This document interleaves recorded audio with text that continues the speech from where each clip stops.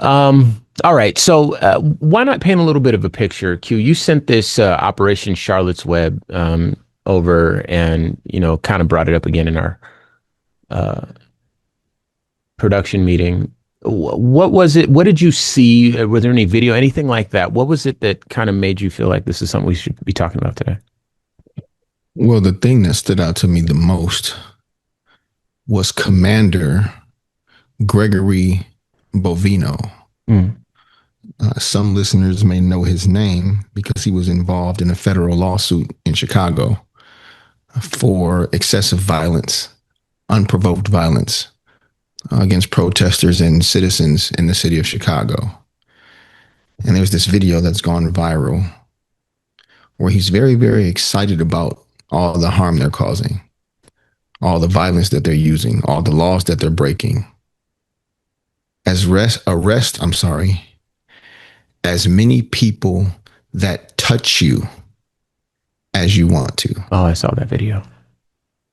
So imagine going into a major city, inserting yourself into people's lives, neighborhoods, homes, cars, and to protest,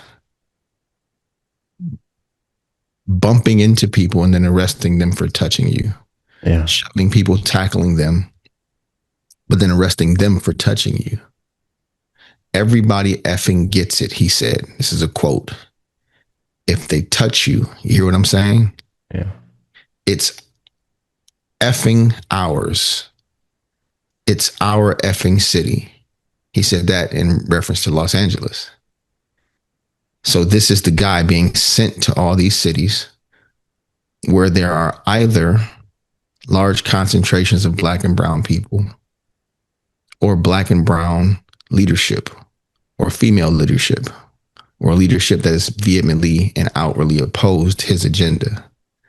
And he's sending this guy with this disposition who a federal injunction was issued against. You talk about lawlessness. There's a federal injunction against this guy, but he's still the leader. He's still the one you're sending to all these cities to lead to lead, not just lead your troops, but to motivate them, to get them excited, to do these little pep talks where he's got a big smile on his face and he's hoorahing all these testosterone filled, hateful men. And unfortunately, they are not all white men. A lot of these men look like the people in the communities that they're going into. And they're just as aggressive, if not more so.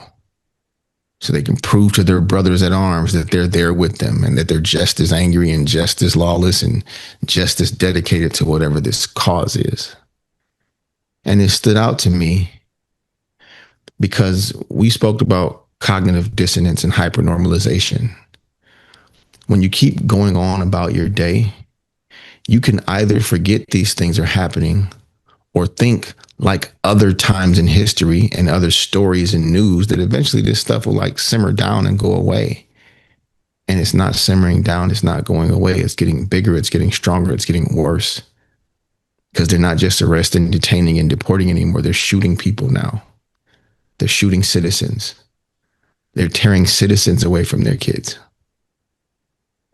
The parents are citizens and the children are citizens. This is not, Dreamers Act. This is not anchor babies. These are not the people that you guys have convinced yourselves that it's okay to treat like they're not human. These are your neighbors. These are people who their whole lives and their parents' whole lives as citizens in this country are having their vehicles crashed into by ICE vehicles and then treated like they're the instigator, ripped from their cars, shots fired into their cars, bullets, tear gas, pepper spray, fired into their cars where their children are, pregnant women being beat up, innocent people getting drugged out of their cars, faces smashed into the concrete, punched violently over and over again, kicked, having people's knees rammed into their ribs, all on video. And these people are aware that they're being recorded and they don't care because who's going to stop them? The answer is no one, unless you thought that was rhetorical. No one. Federal judges are putting out injunctions. They're being found to have broken the law. Bovino testified in court. Wasn't a good testimony. He was not credible. The federal judge, he was simply not credible. Issued an injunction limiting their use of force. Do you think that stopped them at all? The answer, once again, is no. These are not rhetorical questions. I sent Ramses a message that I'm sure he still hasn't seen yet, because that's my brother. And had he saw it, he probably would have drove to California. What happened? On Saturday, I believe. There were 3 hours or something like that where I couldn't talk. My kids called me, my mom called me, the mother of my children called me, and I answered the phone because I wasn't trying to ignore them, but I couldn't speak. I was too upset. I was too sad. I felt too hopeless. I felt too displaced. I felt I didn't have anything left. No hope, no energy, no positivity, no nothing. There's just things that can no longer be true anymore. All of these people all over the world being treated like they're nothing, unalived, kidnapped, tortured, beaten, essayed, R-word, in front of people, on camera, on video, people being disappeared. No one's doing anything about it.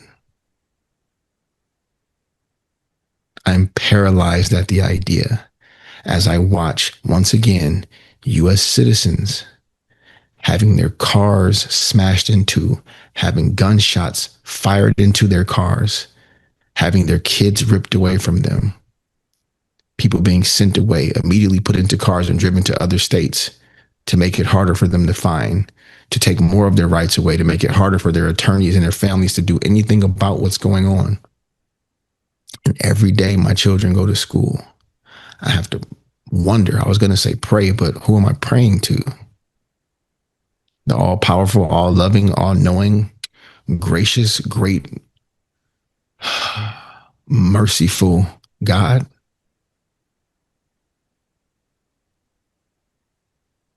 Because our God is watching all of these things happen. There's no intervention. Whatever you ask and ask in his name, you shall receive. You guys think nobody's praying for this stuff to stop? In Jesus' name? Is that what we led to believe? So I sent this video because it's like, look, they're ramping up. They're not slowing down. They're not minimizing. They're not doing less. They're not being brought in. They're expanding violently, aggressively, and excited about it. This is America, man. This is our real life. It ain't a movie, dog. Well, to give you some insight into what's going on in Charlotte, this is from the BBC. I know they've come under fire recently, but I figure they've shored up the journalism since then. Federal agents have arrested 130 people in 2 days in Charlotte, North Carolina, the latest city to face President Donald Trump's crackdown on immigration, according to a U.S. official. Tricia McLaughlin, Assistant Secretary for the Department of Homeland Security, told the BBC that a number of the people arrested are criminals and gang members, but local leaders say the operation is doing more harm than good. DHS said a U.S. citizen allegedly injured an officer by ramming a law enforcement vehicle with their car.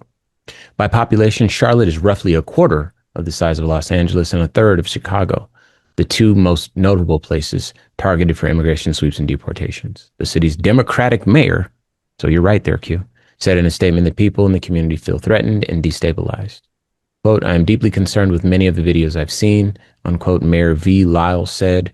The statement goes on to say, everyone in Charlotte who is feeling anxious or feels fearful, you are not alone. Your city stands with you. The governor of North Carolina, also a Democrat, so you're right again, Q, denounced the operation as well. Quote, we've seen masked, heavily armed agents in paramilitary garb driving unmarked cars targeting American citizens based on their skin color, racially profiling and picking up random people in parking lots, unquote, North Carolina Governor Josh Stein said on Sunday. Goes on to say, this is not making us safer. So we'll keep an eye on it. But yeah, it's the newest city.